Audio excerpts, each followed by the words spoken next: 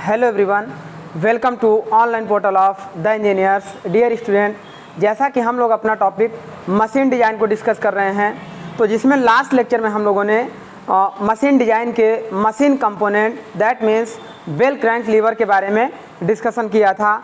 तो आज उसी को हम लोग कंटिन्यू करेंगे और उससे रिलेटेड हम लोग कुछ न्यूमेरिकल प्रॉब्लम को सॉल्व करेंगे। तो आज का टॉपिक स्टूडेंट हम लोग स्टार्ट करेंगे अपने बेल क्रैंक लीवर पर न्यूमेरिकल प्रॉब्लम्स को। तो हमारा ये होगा numerical problems on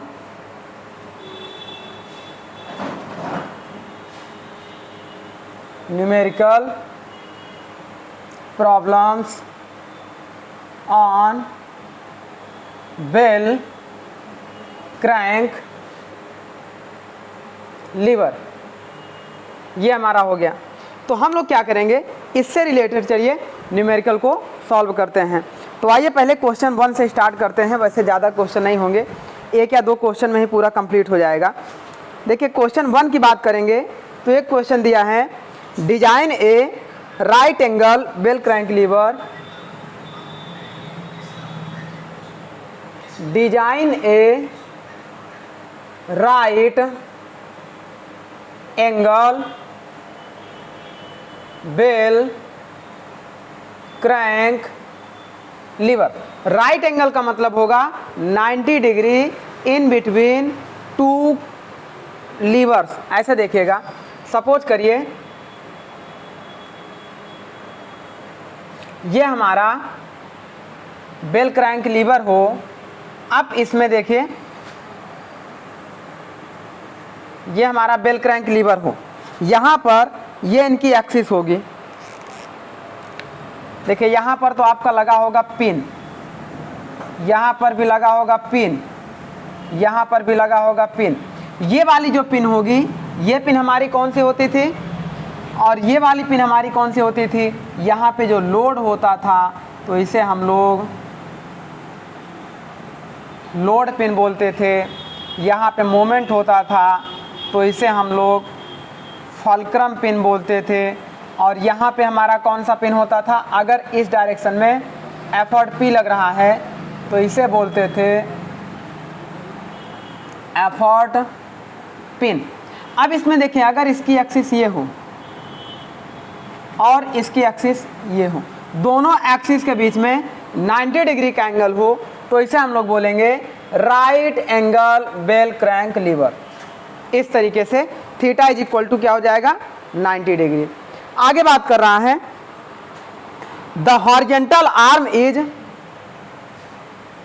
the horizontal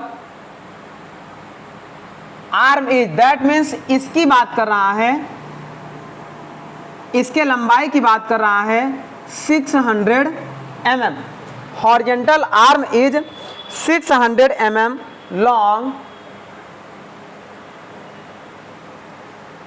long and a load of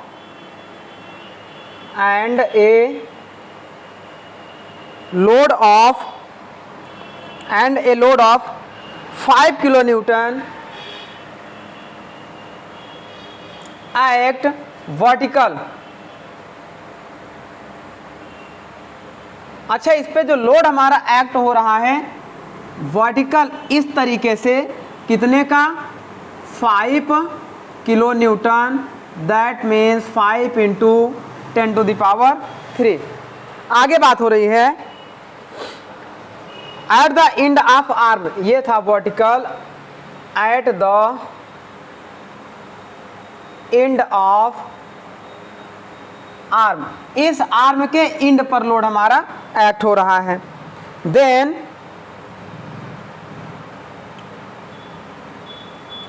vertical downward end of arm at the end of 150 mm long arm which is 500 mm long P, the act right angle arm long the following data।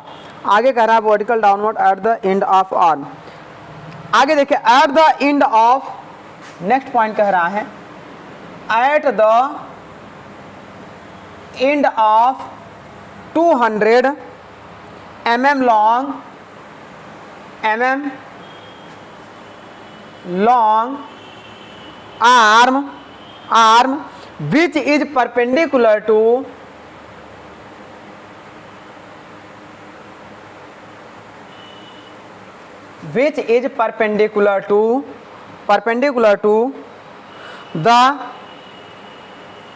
the 600 mm long arm, 600 mm long arm. मतलब ये वाली जो arm है इसकी length आपका दे दिया, इसकी length दे दिया, कितना दिया है 600, ये 200 mm दे दिया, 200 mm। इस 600 mm से ये आपका क्या हो जाएगा, परपेंडिकुलर होगा, इस तरीके से होगा। Then after a force P act at right angle to the arm, a force P act as force P act as right angle to the right angle to the axis of 200 mm long arm. ये जो 200 mm long arm है इस axis के perpendicular में एक P load act कर रहा है। Then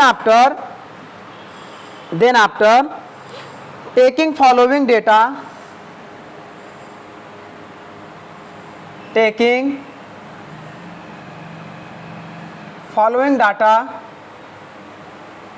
following data for pin and lever,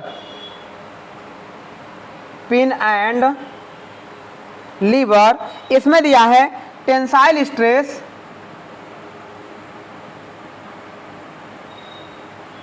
sigma T is equal to 80 megapascal and shear stress tau is equal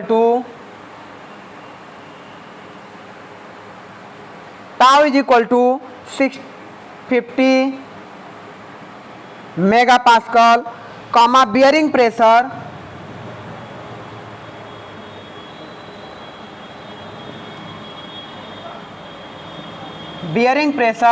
PB is equal to 20 newton per mm square. तो इस तरीके से अब हमें इसकी डिजाइन करनी है। चलिए, ये आपका क्वेश्चन दिया गया था। अब इस क्वेश्चन में देखिए इस तरीके से हमने डायग्राम बना लिया। जब इसकी डिजाइन करेंगे तो first of all we are design and safe the fulcrum pin, load pin and effort pin. Then at last we are safe for design the bending of arm. ये आर्म हमारा bend करेगा। तो पहले हम क्या करेंगे, design of fulcrum pin, design of fulcrum pin. First हम लोग स्टार्ट करेंगे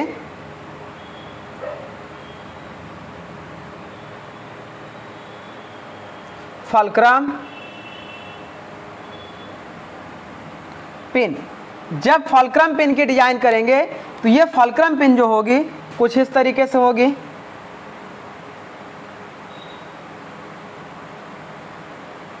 फुलक्रम पिन आपकी इस तरीके से होगी।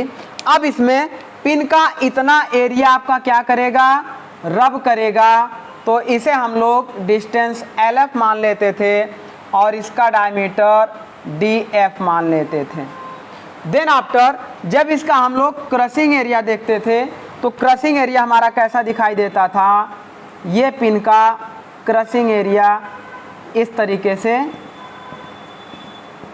दिखाई देता था, length LF into diameter DF में। तो इसके लिए हम लोग क्या करेंगे, पहले इस पिन पर कितना बियरिंग प्रेशर एक्ट हो रहा है वो निकाल लेते हैं, या कितना फोर्स एक्ट हो रहा है। तो load is equal to pressure into area, तो उससे हम लोग निकाल लेते हैं। ऐसा देखिएगा, बियरिंग लोड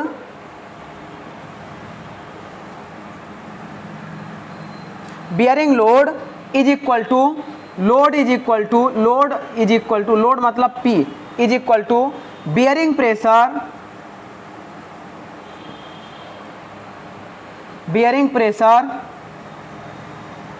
BP, जिसे हम लोग PB इंटू एरिया।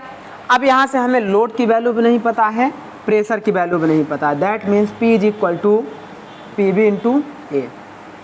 एरिया तो हम निकाल लेंगे लेंथ इंटू डायमीटर से, और हम ये भी जानते हैं LF is equal to 1.25 into DF के। तो हम क्या करेंगे, सबसे पहले हम निकालेंगे लोड हमारा कितना इस पे एक्ट होगा। तो एक बात समझिएगा, यदि हम इस पर रेजिस्टेंस फोर्स की वैल्यू निकाल लें, रिएक्शन की वैल्यू निकाल लें, तो उस रिएक्शन की वैल्यू हमारी किसके बराबर हो जाएगी, जितना रिएक्शन फोर्स लगेगा उसके अपोजिट में ही तो लोड लगेगा। लोड जितना लगेगा उसके अपोजिट में रिएक्शन फोर्स उसके बराबर जनरेट होता है। तो अगर इस पिन पर रिएक्शन फोर्स की वैल्यू हम फाइंड कर लें तो वो reaction force is equal to हो जाएगा बियरिंग पे जो लोड लग रहा है। तो पहले आइए एक फार्मूला देखिए, reaction force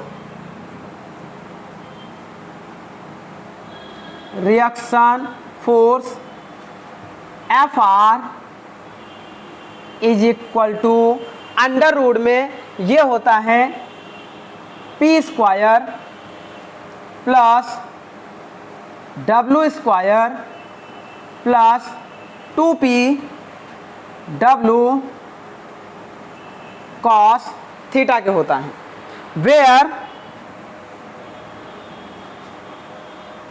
where theta is equal to angle between two arm. जैसे एक आर्म हमारी ये है, एक आर्म हमारी ये है, इन दोनों के बीच का एंगल होता है थीटा। यदि थीटा बराबर 90 डिग्री रखा जाए बेल क्रैंक लीवर की सेफ डिजाइन के लिए, if theta is equal to 90 degree then reaction force is equal to P square plus W square plus 2P W cos 90 degree. cos 90 degree की value 0 होती है, तो इस तरह इसे जब सॉल्व करेंगे तो reaction force is equal to आएगा, देखिए ये पूरी वैल्यू 0 हो जाएगी, cos 90 बराबर 0 रखेंगे तो ये 0 हो जाएगा, ये बचेगा P square plus W square. तो इस तरीके से यहाँ से हम लोग इस पिन पर रिएक्शन फोर्स की वैल्यू प्राप्त कर लेंगे।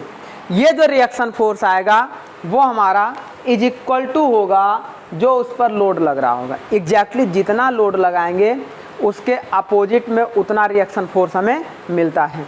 तो इसे नोट करिए, फिर आगे हम लोग इसको और डिस्कस करते हैं कि कितना हमारा लोड निकल के आएगा। एक्चुअल की लोड की हम लोग वैल्यू फाइंड कर लेते हैं।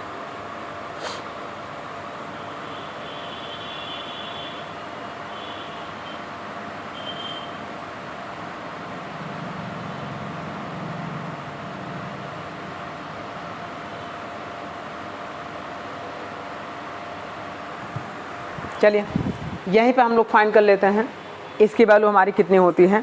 तो देखें यहाँ से जब रिएक्शन फोर्स निकलेगा तो बराबर इस लोड के हो जाएगा, लेकिन इसमें ये जो हमारा P की बात हो रही है, देखें W तो हमें पता है 5 किलो न्यूटन, बट ये हमारा जो लोड P लग रहा है ये नहीं पता है।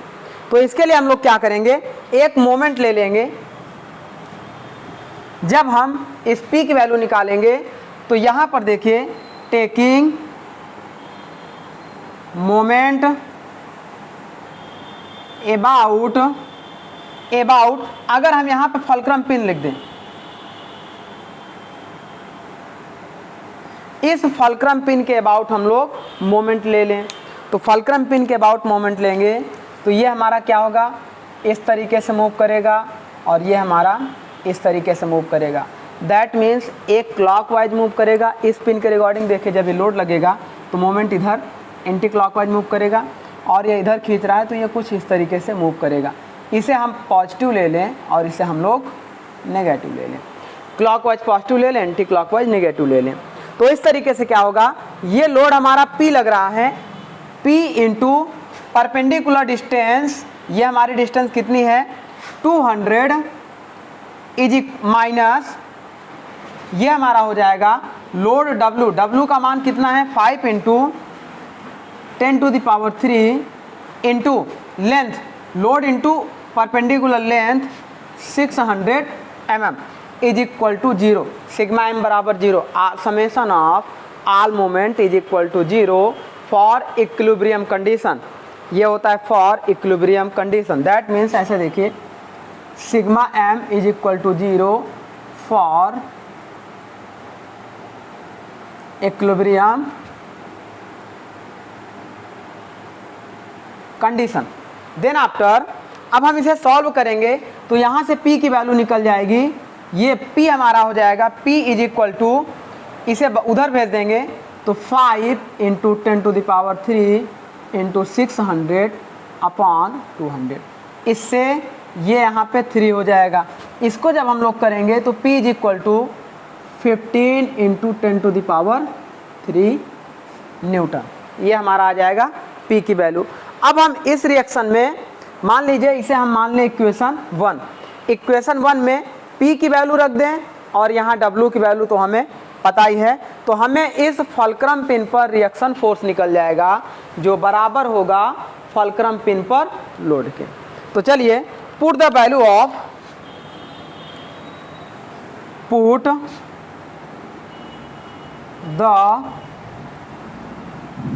ऑफ P इन इक्वेशन 1 में रखेंगे तो रिएक्शन फोर्स Fr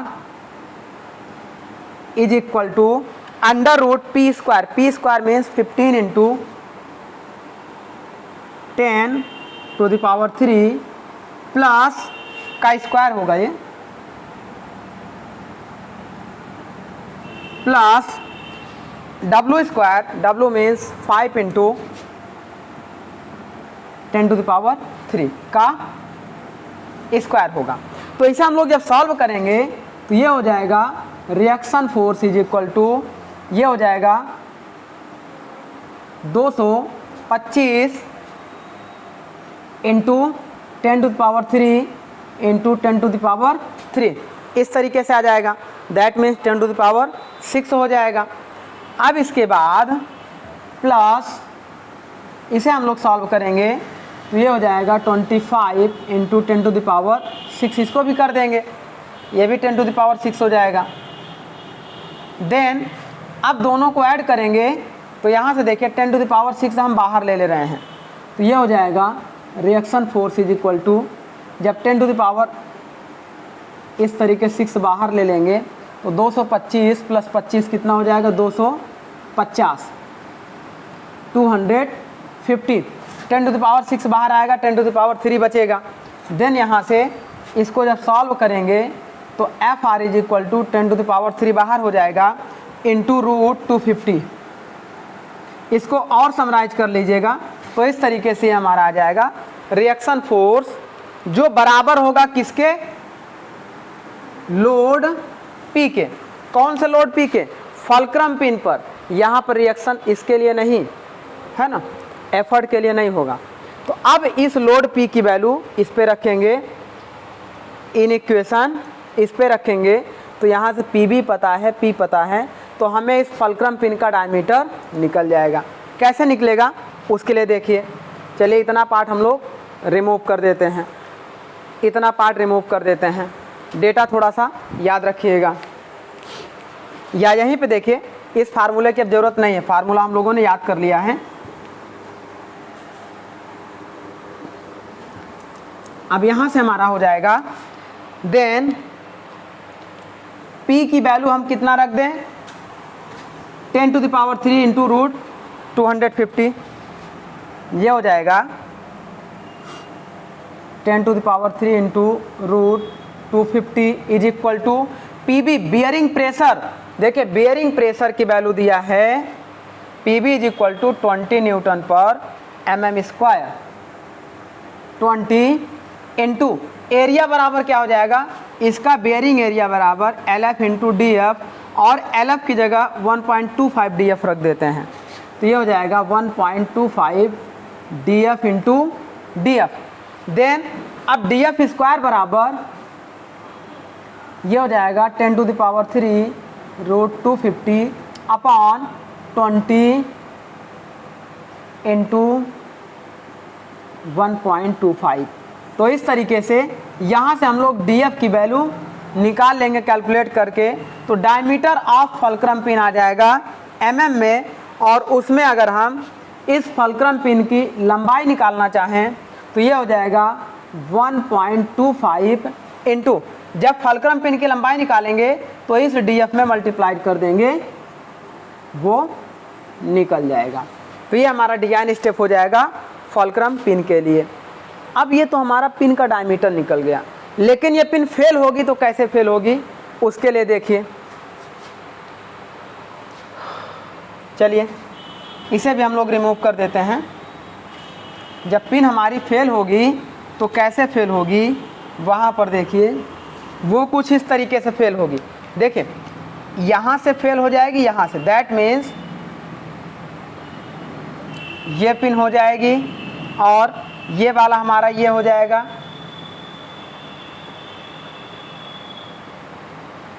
और इस तरीके से पिन हमारी क्या हो जाएगी, शियर हो जाएगी। अब जो शियर हो जाएगी तो एक हमारा शियर एरिया यहाँ मिलेगा और एक शियर एरिया हमारा यहाँ मिलेगा, मतलब ये पिन हमारी डबल शियर होगी तो फेल हो जाएगी। यही एक कंडीशन है फेल होने के लिए। तो इन shear failure,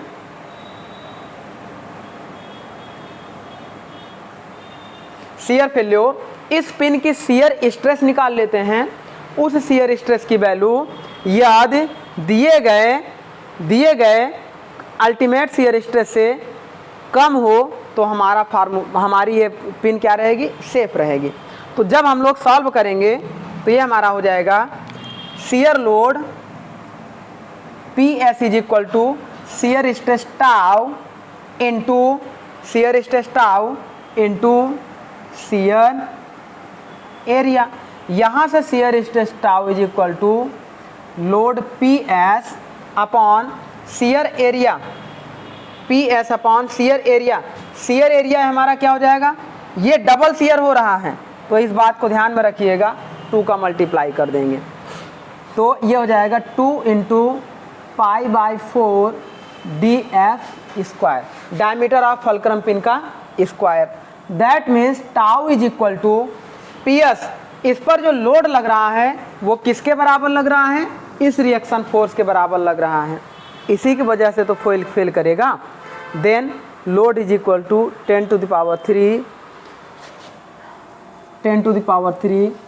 √250 upon 2 into π/4। DF की वैल्यू कितनी आई थी हमारी, जब इसको निकालेंगे तो ये रूट में हो जाएगा। इस तरीके से इसे सॉल्व कर लीजिएगा तो ये हो जाएगा रूट 10⁻³ इंटू √250। इसकी टोटल वैल्यू आप निकाल लीजिएगा, आपको इतना कैलकुलेट करने की ज़रूरत नहीं होगी। 20 इंटू 1.25। तो इस तरीके से ये जो शियर स्ट्रेस की वैल्यू आएगी, न्यूटन पर mm स्क्वायर, ये हमेशा देखिएगा एग्जैक्ट आपका 50 मेगापास्कल से कम रहेगी। आप सॉल्व करेंगे तो इसकी वैल्यू कैलकुलेट करने के बाद that means shear stress of, ये हमारा क्या हो गया था, इस पे इंड्यूस्ड हो रहा था, is less than 50 megapascal. So fulcrum pin are safe,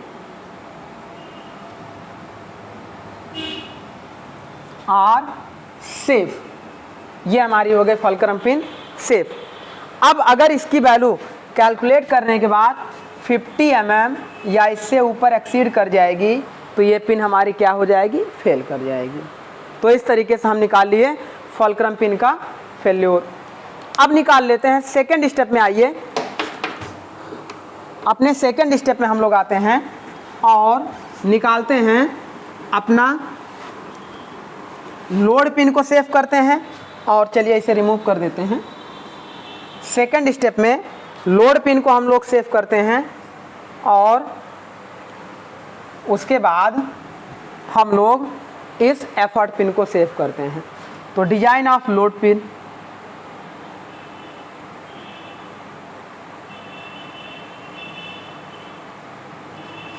जब लोड पिन को देखेंगे तो हम ये जानते हैं कि जो इसकी लेंथ आई है और जो इसका डायमीटर आया है LF इंटू DF, ये हमेशा बराबर होगा।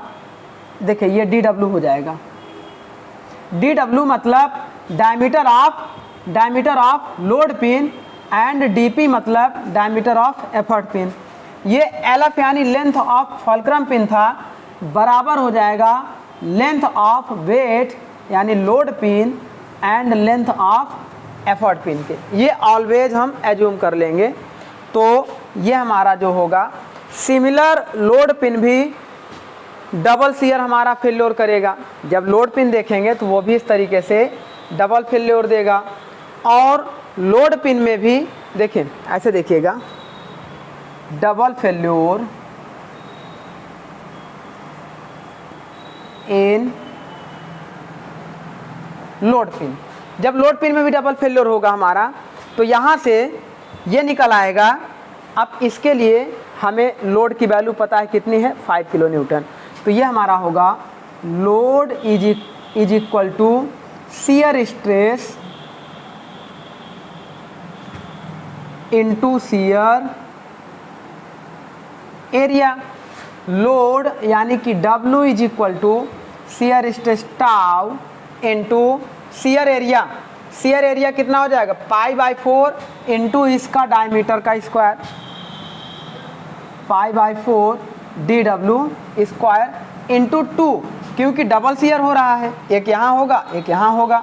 जब आप 3D में देखेंगे तो ये कुछ इस तरीके की पिन, ये पिन आपकी यहाँ से लेके यहाँ तक लगी होगी, एक यहाँ शियर होगा एक यहाँ शियर होगा, ऐसे। तो ये हमारा हो गया। चलिए अब इसको जब हम लोग सॉल्व करेंगे तो यहाँ से shear stress tau is equal to W upon π/4 into D square DW square into 2। That means W की वैल्यू कितना है, 5 इंटू 10⁻³ लोड की वैल्यू चेंज हो जाएगी, फार्मूला सेम रहेगा। इसके लिए हमारा क्या था, फुलक्रम पिन के लिए लोड की वैल्यू हमारी ये रखे थे जो हमारी आई थी, और इसके लिए ये रखेंगे और इसके लिए ये रखेंगे। तो चलिए ये हमारा हो गया।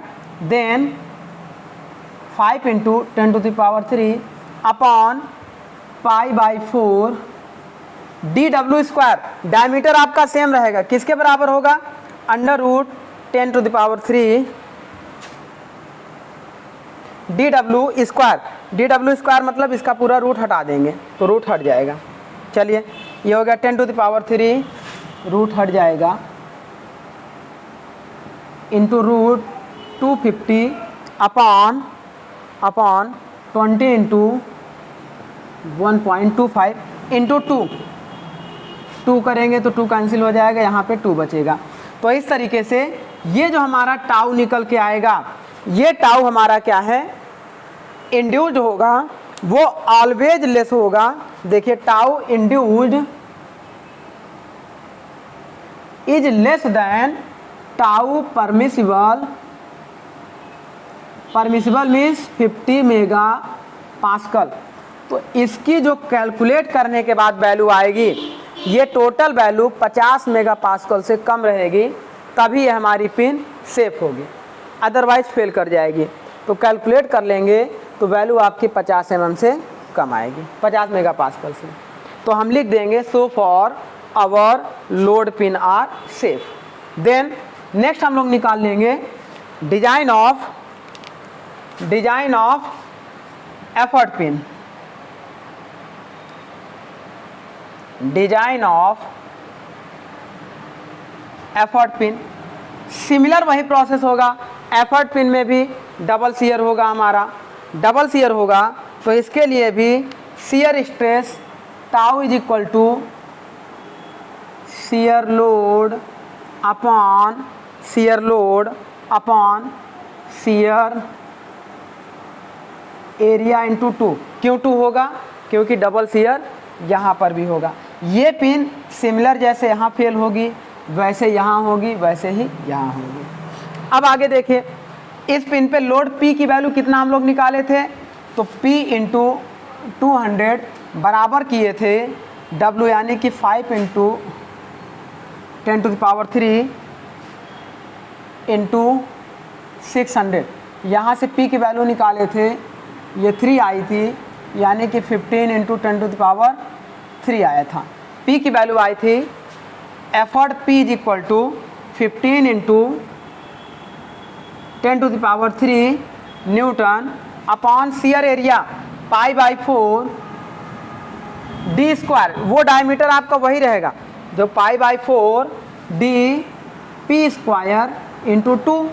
तो ये हो जाएगा tau is equal to 15 into 10⁻³ upon π/4 dp square, मतलब dp is equal to df के होगा, और अगर स्क्वायर करेंगे तो ये रूट हट जाएगा। That means 10⁻³ into √50 250 upon 20 into 1.25। इस तरीके से ये हमारा शियर स्ट्रेस आ जाएगा। दैट मीन्स शियर स्ट्रेस की वैल्यू हमेशा 50 मेगापास्कल से कम होगी, तो ये पिन भी हमारी शियर में सेफ रहेगी। If tau induced is less than tau permissible कितना है 50 megapascal, so effort pin are safe.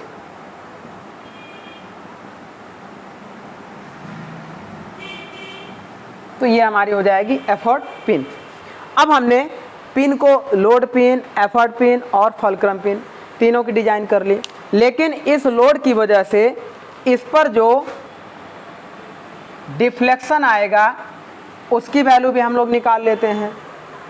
इस पर जो डिफ्लेक्शन आएगा उसकी वैल्यू भी निकाल लेते हैं। तो उसके लिए यहाँ पर देखिए,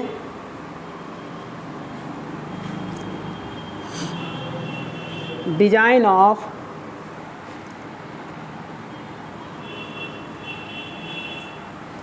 इसके लिए ये हमारा हो जाएगा design of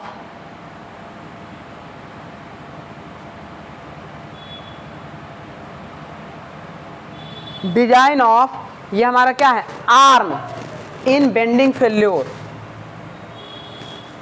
arm in bending failure. That means जब बेंडिंग फेल्योर होगा तो हम बेंडिंग इक्वेशन लगा देंगे, तो ये हमारा हो जाएगा according to bending equation sigma B upon I is equal to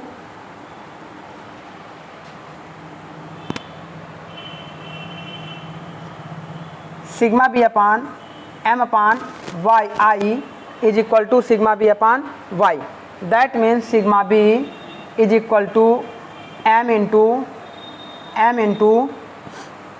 y upon i। That means sigma B is equal to m into d/2 upon i बराबर πd³/12। तो इस तरीके से इसको सॉल्व कर लेंगे। तो यहाँ से sigma B is equal to d³ से d कैंसिल आउट हो जाएगा, 2 से 12 कैंसिल आउट हो जाएगा, तो ये 6 ऊपर चला जाएगा, यहाँ 6 बचेगा और ये ऊपर चला जाएगा। 6 इंटू m अपॉन πd²। यहाँ से अगर हम मोमेंट निकालना चाहें तो sigma B into πd² upon 6। तो इस तरीके से इसको हम लोग बेंडिंग मोमेंट में निकाल लेंगे। इसको हम लोग ऐसे भी निकालते हैं, bending stress is equal to m upon z, where Z is equal to section modulus where Z is equal to section modulus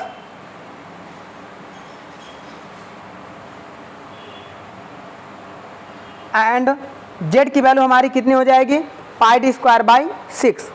ये जो हमारा है pi D square by 6 and Z is equal to pi D square by 6। तो इस तरीके से ये निकाल लेंगे। अब D की जगह हम लोग क्या लगा देंगे, डी एफ स्क्वायर या डी डब्ल्यू स्क्वायर, देन इसकी वैल्यू हम लोग कैलकुलेट कर लेंगे। तो ये हमारा हो जाएगा, मोमेंट के लिए हम लोग निकाल लेंगे, तो ये हमारा हो जाएगा पाई डी क्यूब अपॉन 32 से निकाल लेंगे। m is equal to pi D cube upon 32 and upon ये हो जाएगा पाई डी स्क्वायर बाई 6। तो इसकी वैल्यू आप रख के कैलकुलेट कर लेंगे, तो ये हमारा निकल जाएगा, ये हमारा निकल जाएगा बेंडिंग स्ट्रेस। अब बेंडिंग स्ट्रेस देखिए यहाँ पे टेंसाइल स्ट्रेस दिया है 80 मेगापास्कल। तो एक चीज़ समझिएगा, जब हम डिजाइन करते हैं अपने मटेरियल को तो उसमें हमारा टेंसाइल और कंप्रेसिव स्ट्रेस हम लगभग सेम मानते हैं। तो वहाँ पर देखिए if tensile stress is equal to 80 megapascal then we have equate the sigma T is equal to sigma B के। तो सिग्मा बी की वैल्यू हमारी सिग्मा टी से कम आएगी, तो ये आर्म हमारी क्या रहेगी, सेफ रहेगी। तो इस तरीके से इसकी डिज़ाइन हम लोग कर लेंगे। इसे नोट डाउन करिए, इस पार्ट को हम लोग इस तरीके से सेफ डिज़ाइन कर लेंगे। इसको आप लोग पूरा नोट करिए।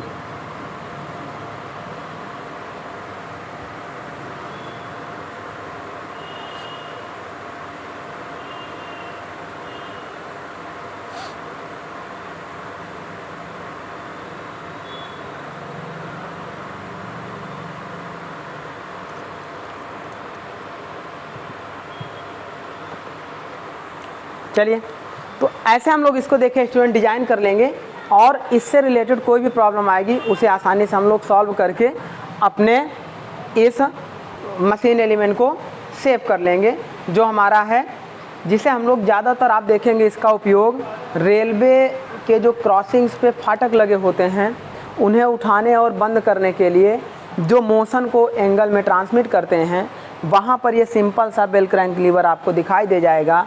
ये लगभग चपटे क्रॉस सेक्शन में होते हैं और यहाँ से एक गोली रॉड लगी होती है। ये जो पी दिखाई दे रहा है ये सर्कुलर क्रॉस सेक्शन की रॉड लगी होती है, बहुत लंबी लंबी।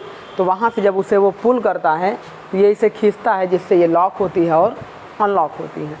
तो इस तरीके से डियर स्टूडेंट ये हमने अपना टॉपिक एक न्यूमेरिकल प्रॉब्लम को लेकर सॉल्व किया। तो चलिए अब हम लोग नेक्स्ट टॉपिक में नेक्स्ट मशीन कंपोनेंट को डिस्कस करेंगे। तो आज के लिए इतना ही। Thank you all of you.